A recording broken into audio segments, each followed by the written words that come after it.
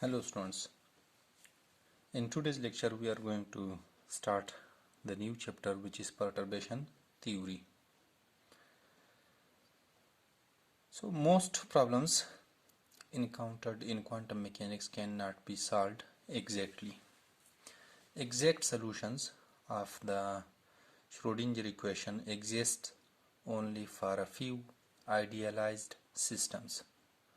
To solve general problems, one must resort to approximation methods. A variety of such methods have been developed and each has its own area of applicability. In this chapter we consider approximation methods that deal with stationary states corresponding to time-independent Hamiltonians.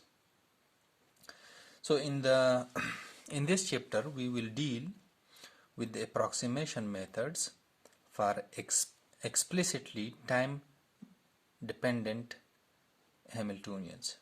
To study problems of stationary states, we focus on three approximation methods. The first one is perturbation theory, the second one is the variational method, and the third one is the WKB method. So perturbation theory is a systematic procedure for obtaining approximate solutions to the perturbed problem by building on the known exact solutions to the unperturbed case. So there are two kinds of perturbations. The first one is stationary perturbation theory, or it is also called time independent perturbation theory. Sometimes it is also called Rayleigh-Schrödinger perturbation theory, and the second one is time dependent perturbation theory. So we will start from in this chapter we will focus on the time independent perturbation theory. So the first thing is stationary perturbation.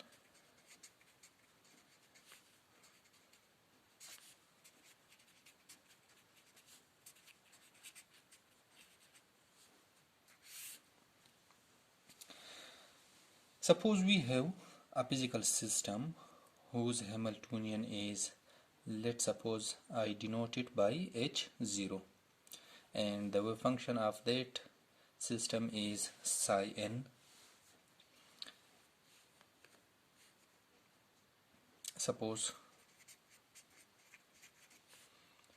we have a physical system. Let's say we have an atom or a molecule or a hydrogen atom whose Hamiltonian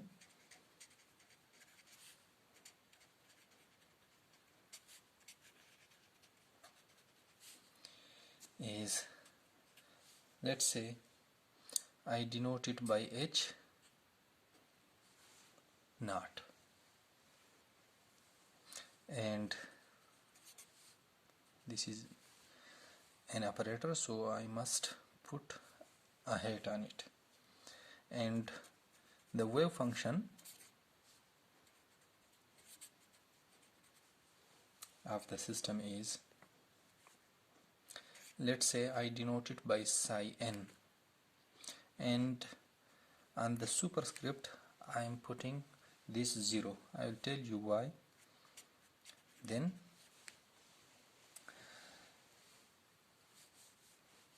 the time independent Schrödinger equation will become H0 psi n 0, this equals to En 0 psi n 0. Let this is equation number first.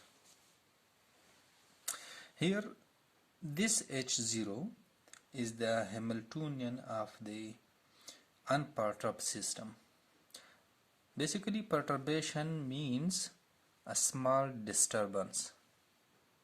Perturbation means small disturbance, and If we have an unperturbed system and whose Hamiltonian is denoted by H0, and the wave function of the nth state of the system is psi n0. This 0 on the superscript doesn't denote that its power is 0, but I am using as a notation for it that this wave function corresponds to the unperturbed system. Here this H naught is the unperturbed or free Hamiltonian.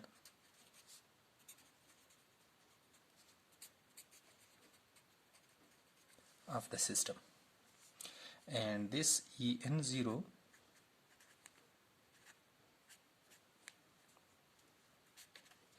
this is eigenvalue of H naught, energy eigenvalue of H naught. Now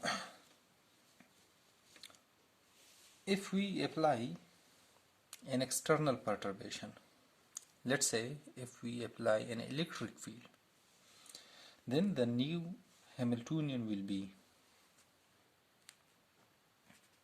after applying perturbation,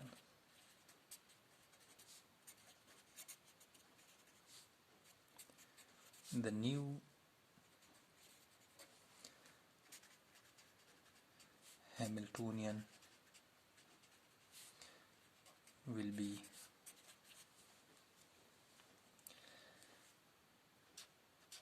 H, which is equal to H naught and plus some perturbing Hamiltonian, or which is also called perturbation, perturbing Hamiltonian.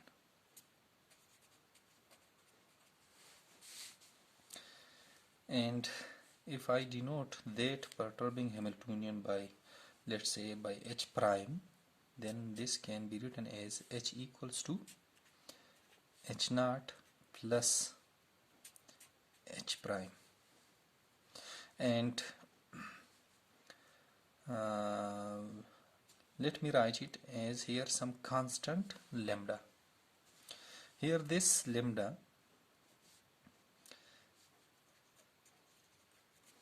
is called it is known as the strength of the perturbing field, or the strength of the perturbation, and its value is lies between 0 and 1. This lambda is called the strength of the perturbation. If it is 0, then this means that there is no perturbation, and if it is 1, that this means that the perturbation is very strong.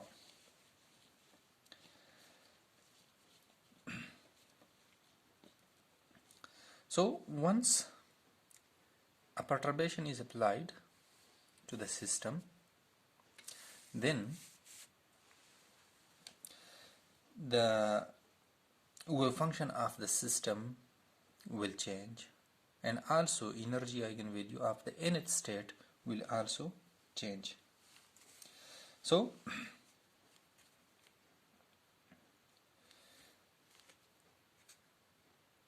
the eigenstate of the perturbed system, before perturbation the Hamiltonian was H naught, and after perturbation the Hamiltonian is H, because this was its original Hamiltonian and there is a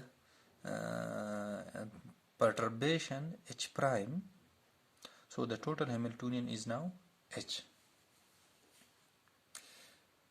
So this is H psi n equals to En psi n. This is equation number 2. This is the new Hamiltonian of the system, and this psi n is the new wave function or eigenstate of the perturbed system. Remember, I told you that in the earlier I denoted the eigenstate of the system by psi n0 of the unperturbed system. This was the energy, this was the eigenstate, nth eigenstate of the unperturbed system. So whenever if I put this 0 on the superscript, this means that this is the nth state of the system of the unperturbed system, whose Hamiltonian was h0. And this psi n, it is the nth eigenstate of the perturbed system, whose energy eigenvalue is En. So this psi n, this is actually psi n0 plus some changes or modification in the energy or the eigenstate of the system. And let's suppose if I denote it by delta psi n, because previously when the system was unperturbed, whose eigenstate was psi n0, and now due to perturbation there is a slight change in the eigenstate of the system. So the new eigenstate of the system is psi n.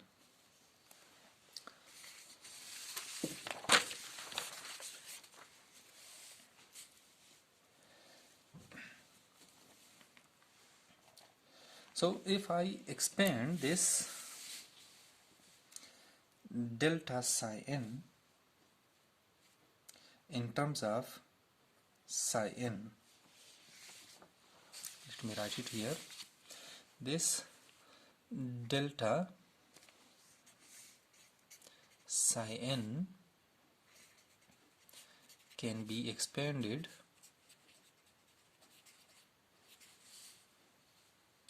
in terms of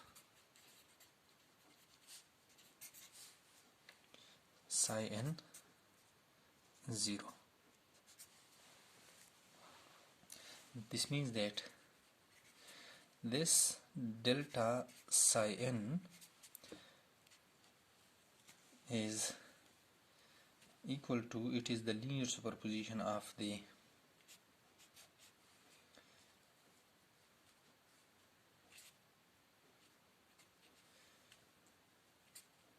psi k 0, and here we put a restriction that k is not equal to n. This means that this delta psi n, it is when expanded in terms of psi n0, so it will be the sum of the linear superposition of this psi k 0, psi k1, psi k2, and so on. And here this is the normalization constant. But this restriction, that k is not equal to n, this means that this delta psi n does not have any component along psi n 0. This means that if we put k equals to n, this means that it will become psi n 0, but that is not possible because this psi n, delta psi n, doesn't have any component along the psi n 0. Similarly,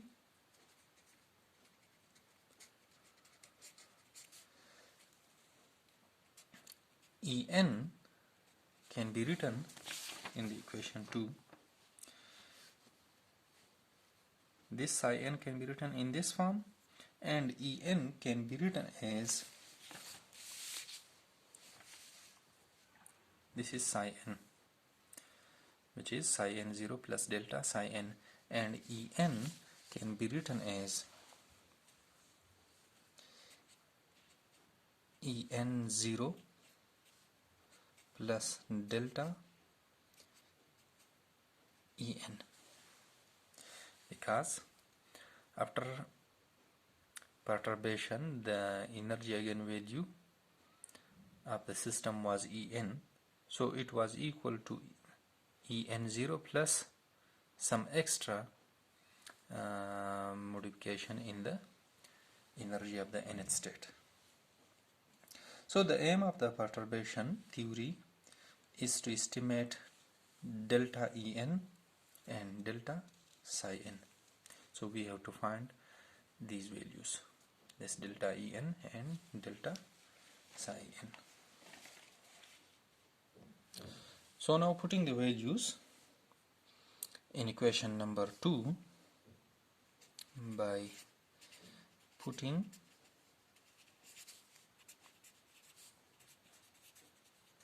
the values in equation 2, which is this one. By putting the values here, this is h, which is h0 plus lambda h prime, and psi n, this is psi n0 plus delta psi n, and En psi n. So this can be written as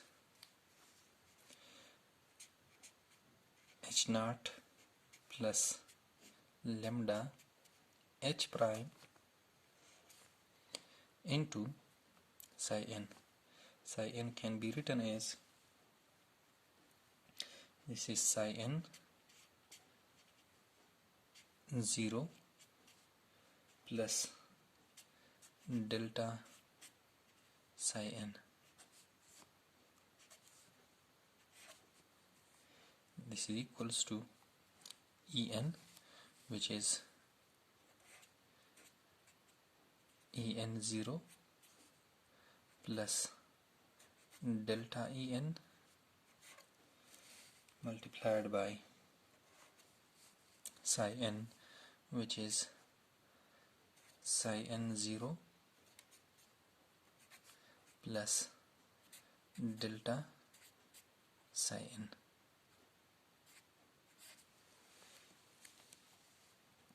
Let this is equation number 3.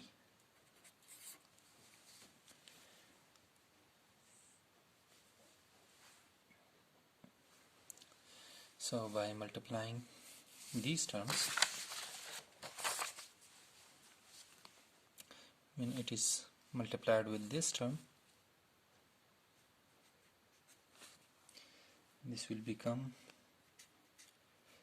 h0 psi n0 plus, and now when it is operated multiplied with this term, this will be lambda h prime psi n0 plus, now when h0 is multiplied with this term, this will be h0 delta psi n plus lambda h prime delta psi n, and now this is equal to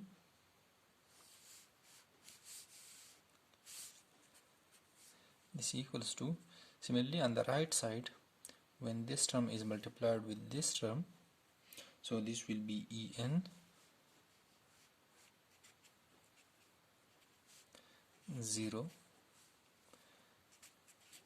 psi n 0 plus, now when this delta En is multiplied with this term, So it will be delta En psi n 0 plus, now when it is multiplied with this term, this will be En 0 delta psi n plus delta En delta psi n. Clear? So but from equation number 1, as you can see here, h naught psi n0 is equal to En0 psi n0. It is the time independent Schrödinger equation. H naught is the free Hamiltonian of the system and En0 is the energy eigenvalue. So here you can see in this equation, this thing is actually En by equation number 1. This is En0 psi n0. So to both the sides, this can be cancelled with this term. Clear?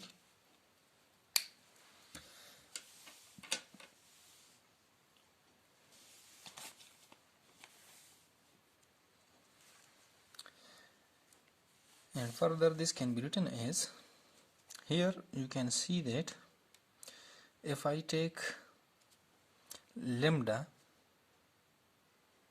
h prime common from these two terms, from this one and this one, so this can be written as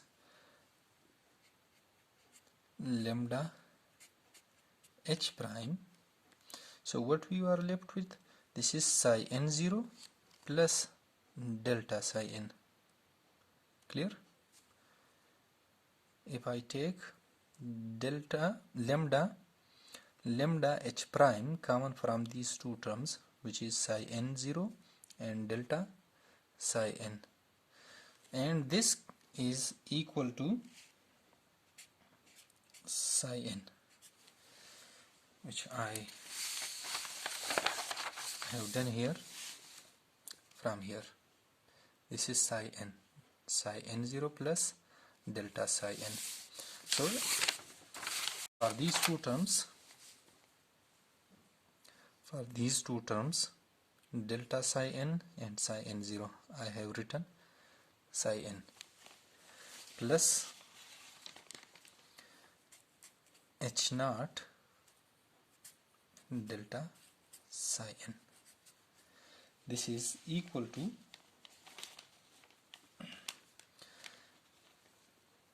delta En psi n0 plus En0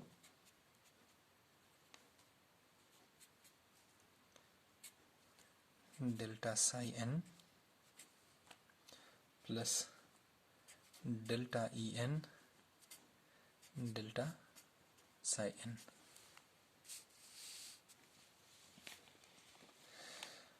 So I need to find this delta En, which is the extra amount in the energy, and therefore I have to take the inner product of psi n0 with all these terms on both sides. This means that multiplying this whole term with the bra psi n0. So therefore this will be psi n0 lambda h prime psi n plus psi n0 h naught delta psi n. This is equal to, it is a scalar, so it can be taken outside of the product. So this delta En bra psi n0 kit psi n0 plus En0 psi n0 delta psi n plus delta En psi n0 delta psi n. Clear? So as these states are normalized to 1, so it will be equal to 1. These are normalized, so it will become 1. And also these things are orthogonal to each other. This is because I told you here that delta psi n doesn't have any component along psi n0. So whatever, if I take the inner product of psi n with all these components, so the dot product will be equal to 0. And the same case is here. This is also 0. Therefore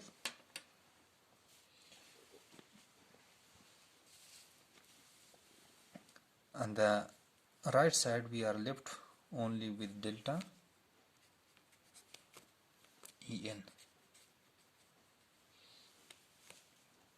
This is equal to psi n0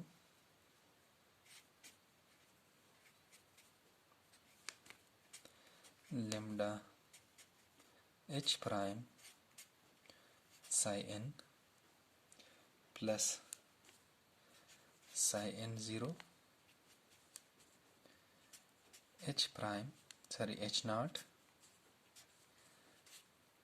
delta psi n.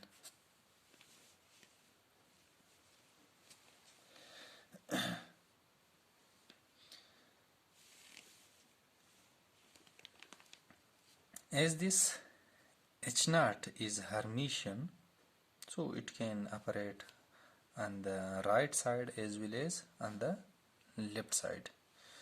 This means that due to the hermeticity of this h naught, it can operate on the right, on the kit as well as on the bra.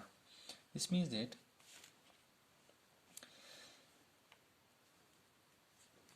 let me write it here as this psi n0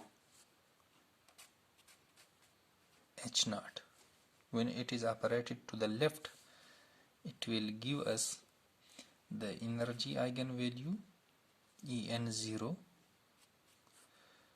and the same bra. Clear? And due to the same procedure, that this delta psi n doesn't have any component along this psi n0, so they are orthogonal to each other, so this term will vanish. This will be 0. So we are left only with delta En is equal to psi n0 lambda h prime psi n. So this is the extra amount of energy.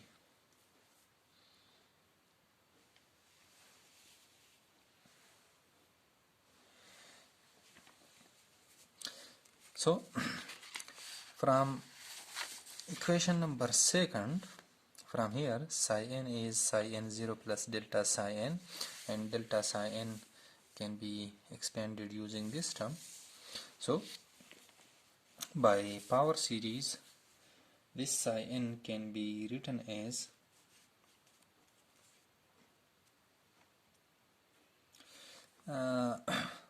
also as let me write tell you here that this lambda is just a constant, so we can take out of this product here that this can be written as delta En is equal to lambda psi n0 h prime psi n, where this h prime is the perturbation. So now expanding this psi n by power series, this can be written as psi n is equal to psi n0 plus lambda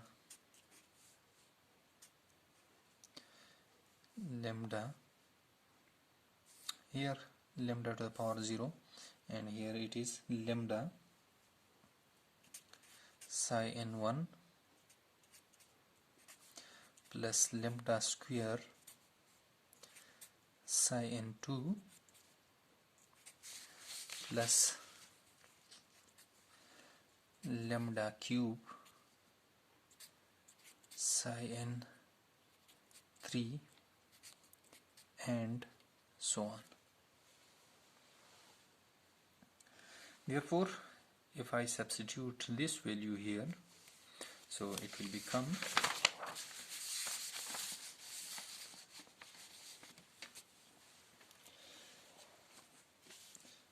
therefore delta En will be equal to lambda into psi n0 h prime into psi n0 plus lambda psi n1 plus lambda square psi n2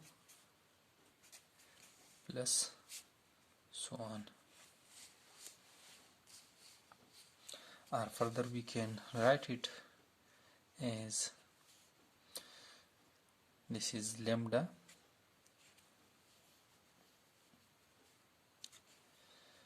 psi n0 h prime psi n0 plus lambda square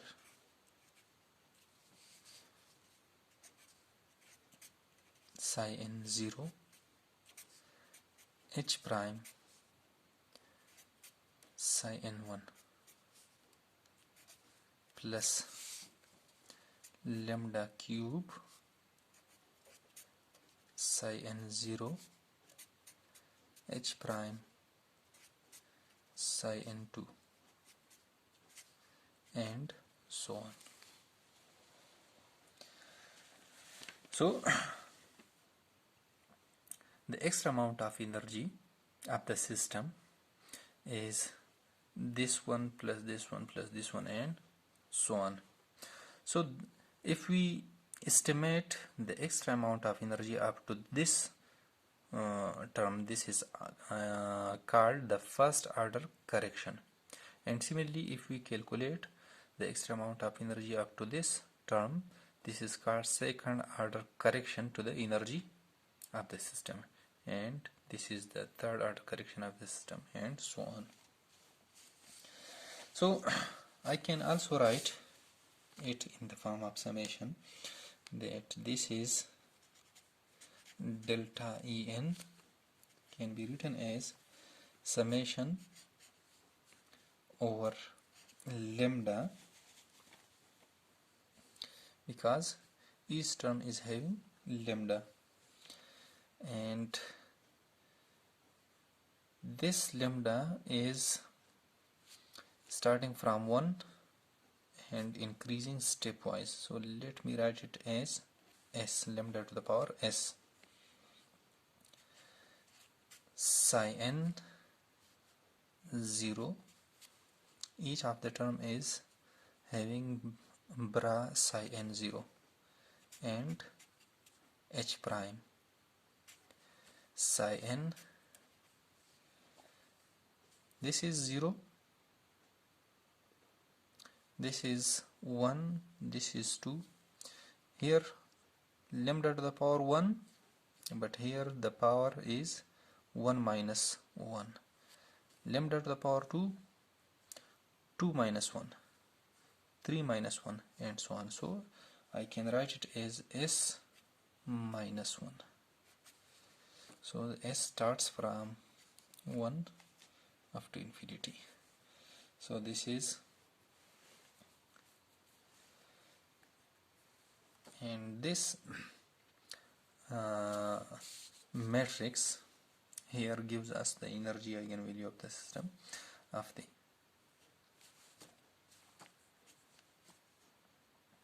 this is summation s equals to 1 up to infinity lambda to the power s, and if I denote this matrix by En to the power s, En to the power s, this is equation number 4.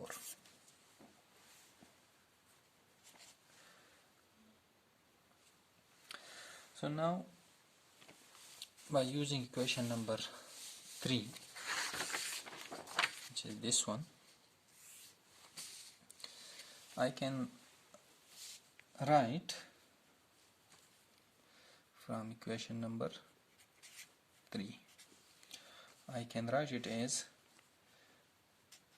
h naught plus lambda h prime into psi n 0 plus delta psi n when it is expanded. So it can be written as lambda psi n1 plus lambda square psi n2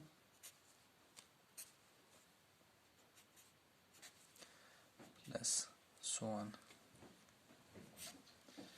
This is equal to En0 plus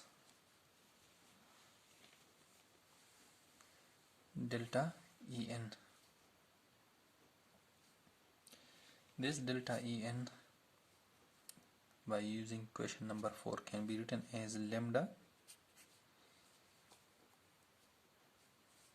because s varies from 1, lambda En 1 plus lambda square En2 plus so on into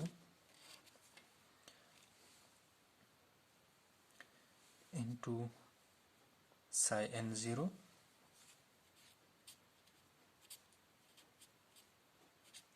plus delta psi n, which is lambda psi n1 plus lambda square psi n2 and so on.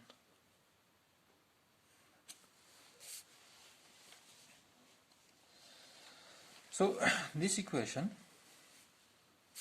as it is an equation that all the terms, the sum of all the terms to the left side must be equal to the sum of all the terms on the right side. So therefore, if we equate those terms which are having coefficient lambda to the power 0, like here, when it is multiplied with this term, this h naught is multiplied with this psi n 0, so this term is having lambda to the power 0. The coefficient of this term is lambda to the power 0. And similarly, next, when it is multiplied with this term, the coefficient of this term will be lambda to the power 1, and stepwise they are increasing. Similarly, on the right side, if we multiply this en0 with this term, so the coefficient of the term will be lambda to the power 0, and all the remaining will be having lambda to the power 1, 2, 3, and so on. So now look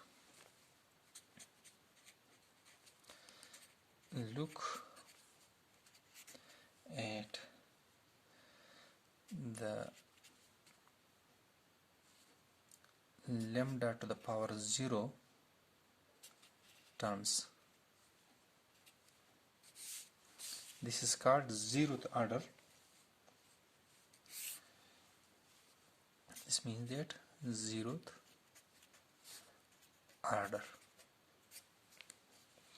So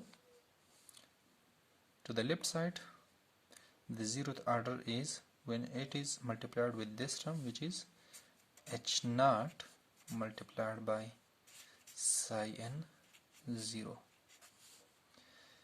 and next, when it is multiplied with this term, so it will have the coefficient lambda.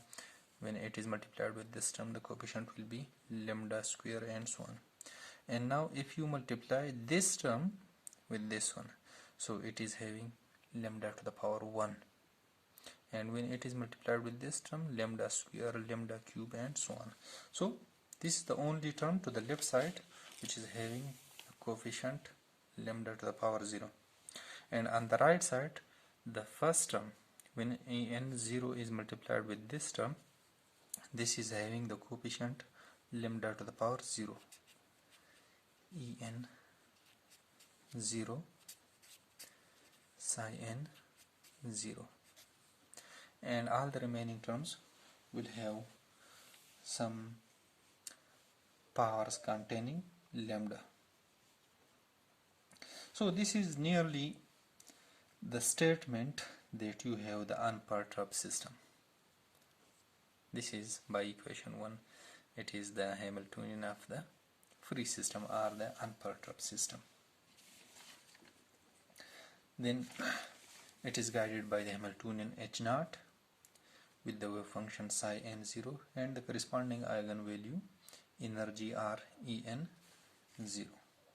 So in the coming lecture, we will be calculating the first order perturbation theory. We will be going to calculate the energy correction up to first order, and similarly the wave function, the first order correction to the wave function. Thank you very much.